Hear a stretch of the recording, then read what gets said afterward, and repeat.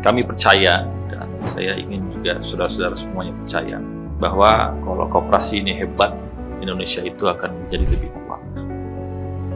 Mengapa koperasi adalah jalan Indonesia? Karena koperasi ini bukan gagasan impor. Koperasi ini sudah lama dalam derap langkah perekonomian bangsa kita. Koperasi itu juga lahir dari rahim sejarah bangsa ini. Kita juga mengingat Bung Hatta menyebut koperasi ini sebagai jalan tengah antara kapitalisme yang menindas dan juga sosialisme yang menafikan hak milik. Tapi kita juga harus jujur, koperasi hari ini belum sepenuhnya, saya katakan belum sepenuhnya menjadi kekuatan ekonomi yang utama bagi bangsa kita. Di banyak tempat, koperasi hanya formalitas yang menjadi ruang kritik juga bagi kami. Tidak hanya yang di parlemen, tapi untuk bangsa Indonesia. Di atas kertas ada, tapi di lapangan nampak tak terasa pergerakan dan kegiatannya, bahkan menjadi bagian besar untuk pembangunan bangsa. Bukan karena rakyat tidak sanggup, tapi bisa jadi negara juga belum betul-betul berpihak kepada koperasi di tanah air. Masalah yang mendasar itu bukan tentang digitalisasi. Kadang-kadang kita yang muda ini berpikir koperasi itu terkait dengan digitalisasi saja. Tapi sebetulnya menurut kami terkait dengan fundamental atau fundamentalisasinya. Dan hari ini kita sering dengar koperasi belum berkembang karena belum digital. Padahal sebetulnya ya itu bukan akar dari permasalahannya saja.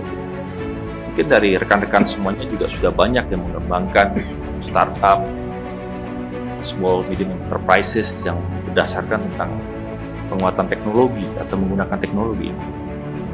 Nah, masalah mendasarnya adalah mungkin bisa saja dan kita harus pahami belum adanya kelembagaan yang kuat atau penguatan kelembagaan itu sendiri.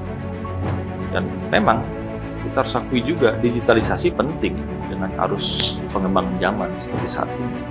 Tapi hal tersebut merupakan alat yang bisa membuat lebih progresif, yang membuat lebih efisien dan lebih mudah untuk menyebarkan tujuan-tujuan besar dari visi misi koperasi itu sendiri. Sehingga tanpa kepemimpinan ya yang kompeten di setiap koperasi itu juga mesti ada kepemimpinannya yang membuat lebih bergairah, yang membuat lebih optimal. Kemudian struktur organisasi juga yang sehat. Kita tidak ingin koperasi itu hanya memenuhi standar kebutuhan kuantitas dari penyebaran wilayah. Koperasi Merah Putih yang hari ini dicanangkan oleh pemerintahan, kami dukung 80.000 koperasi Merah Putih, itu bukan hanya sekedar label, ya kita menciptakan 80.000 koperasi, tapi kita ingin koperasi-koperasi itu ya benar-benar apa adanya, berkualitas, sesuai dengan tujuan besar bangsa ini. Kemudian tata kelola yang transparan. Karena semakin banyak kita mendirikan koperasi, semakin banyak manajemen yang ada di setiap wilayah yang beragam kemampuan dan peningkatan sumber daya manusianya, bisa saja ada ketidaktransparan atau ketidaklengkapan dari manajemen atau sistemnya itu sendiri. Yang mana itu juga harus kita teliti dan kita awasi lebih dekat. Kemudian dari itu bisa jadi payung hukumnya belum cukup berkenaan atau menguatkan, melindungi anggota-anggotanya. Sehingga ada yang optimal ketika ada aturan yang jelas, tapi juga mungkin ada aturan yang belum justru membatasi ruang gerak dari koperasi-koperasi yang ada di tanah air. Bagaimana dari sudut geopolitik, dari sudut geoekonomi, dari sudut geostrategi, di mana hari ini kita tahu dunia sedang bergolak, tidak hanya Ukraina, Gaza, krisis pangan dan energi yang kita hadapi, perang tarif yang hari ini kita kembali menyusun strategi bagaimana nih dengan impulsing dari tarif dari Presiden Trump. Semua itu sebetulnya sedang menguji kemandirian bangsa kita. Ini karena berdiskusi. Karena bagaimana kita siap menghadapi eksternalitas dari hal-hal yang terjadi di dunia. Indonesia apakah harus terus lebih mandiri secara ekonomi yang harus kita lakukan secara berkelanjutan, atau bisa jadi kita tergilas secara geopolitik karena kehebatan negara-negara super, tidak hanya di kawasan tapi di dunia.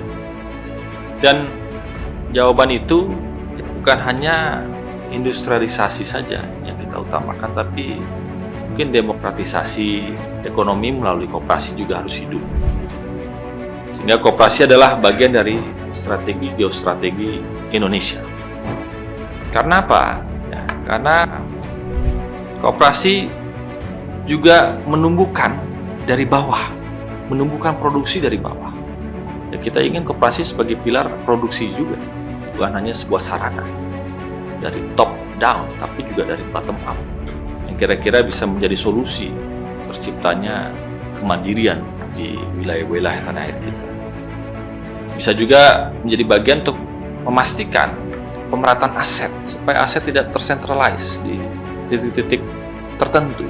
Dengan adanya koperasi di berbagai macam wilayah, sesungguhnya kita sudah memainkan peran untuk mendesentralisasi juga kekuatan perekonomian, produksi, dan sentra-sentra distribusi. Dan juga kita ingin membangun daya tahan masyarakat di tengah ketidakpastian global, supaya ada kepastian di mata masyarakat. Mungkin kita juga harus belajar dari koperasi dunia. Kita tidak sendiri, saya mau belajar juga dari rekan-rekan semuanya, Bapak Ibu semuanya. Karena koperasi di dunia itu juga membuktikan bahwa mereka bisa jadi kekuatan raksasa. Misalkan ya, mungkin sudah sangat sering membaca di Mondragon Spanyol gitu katakan ya. Jadi konglomerasi industri yang berbasis koperasi. Mungkin Fonterra di Selandia Baru, banyak mendengar. Mereka menguasai 30% rantai pasok ekspor susu dunia. Koperasi. Zenoh di Jepang, ya, koperasi pertanian yang merajai distribusi pangan. Nah, Indonesia, sebesar Indonesia ini, mesti sudah harus kita pikirkan bagaimana koperasi kita juga bisa menjadi outstanding dengan bidang-bidang tertentu yang bisa menjadi champion untuk kebanggaan bangsa kita. Pertanyaannya, mengapa mereka bisa negara-negara tersebut? Ya, apakah karena mereka membangun skala ekonominya, menjalankan tata kelola profesionalismenya yang didukung oleh negaranya, atau apa? Sementara kita juga tidak pernah dengan adanya pertumbuhan dan kegiatan peningkatan koperasi di tingkat nasional, kehilangan jati diri dari sebuah gerakan kerakyatan. Oleh karena itu saya merasa kita perlu sepertinya tidak perlu berlebihan, ya, apalagi di hari ini koperasi Indonesia itu belum masuk 100 besar koperasi dunia. Kalau dari jumlahnya 80.000 kan, idealnya kan masa sih kita nggak bisa masuk dalam 100 koperasi dunia? Apakah kuantitas mengalahkan kualitas? Apa justru kita mendorong kualitas itu menjadi lebih bermakna? Tapi itu bukan takdir ya, itu hanya sebuah niat dan strategi yang mesti kita siapkan secara berkelanjutan. Saya yakin ada proses di situ, ada perbaikan di situ. Kita sepakat bahwa koperasi bukan masa lalu, koperasi adalah masa depan yang setara. Yang kita yakini koperasi bukan hanya slogan, tapi adalah strategi kebangsaan kita. Bila kita ingin Indonesia adil, maju dan sejahtera, koperasi adalah salah satu cara dan jalannya untuk kita lakukan perbaikan dan kesuburan.